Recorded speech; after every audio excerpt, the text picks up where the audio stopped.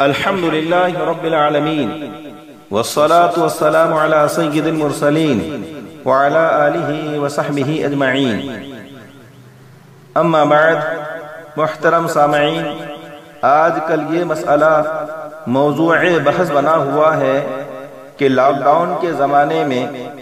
مسجدوں میں بڑی جماعتوں پر پابندی ہونے کی وجہ سے بہت سے لوگ گھروں یا دیگر مقامات پر عام نمازیں اور جمعہ کی نماز باجماعت ادا کر رہے ہیں، تو کیا شرعاً یہ جائز و ممکن نہیں ہے کہ مسجدوں میں پڑھی جانے والی باجماعت نمازوں کی آن لائن اقتدا کی جائے اور مسجدوں کے امام کی اقتدا میں گھروں میں نماز پڑھی جائے؟ یعنی آن لائن اقتدا صحیح ہے یا نہیں؟ تو جواباً عرض ہے کہ ہمارے ائمہ مجتہدین فقہائے اعظام نے امام کی اقتدا کے صحیح ہونے کے لیے تقریباً 14 شرطیں بیان فرمائی ہیں۔ ان میں سے ایک شرط یہ ہے تقدم الامام بعقبہ عن الماموم، کہ امام مقتدی سے قدرے آگے کھڑا ہو، یعنی امام کا مقتدیوں سے آگے ہونا ضروری ہے۔ اسی طرح ایک دوسری شرط یہ ہے کہ امام اور مقتدیوں کے درمیان ایسا کوئی راستہ، ایسی کوئی سڑک نہ ہو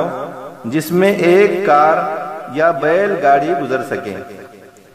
وَلَا طَرِيقٌ تَمُرُّ فِيهِ الْعَجَلَةُ،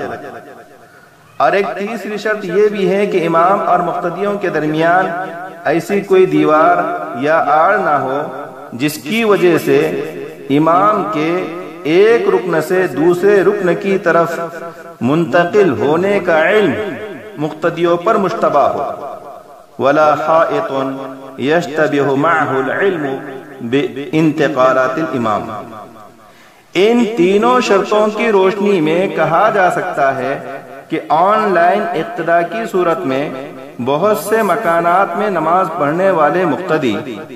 مسجد کے امام سے آگے ہوں گے، کیونکہ ایسا ممکن ہی نہیں کہ تمام آن لائن مقتدی امام کے پیچھے ہی ہوں۔ دوسری بات یہ کہ مسجد کے امام اور آن لائن مقتدیوں کے درمیان کئی ایسے راستے اور سڑکیں ہوں گی جن میں گاڑیاں گزر سکتی ہیں۔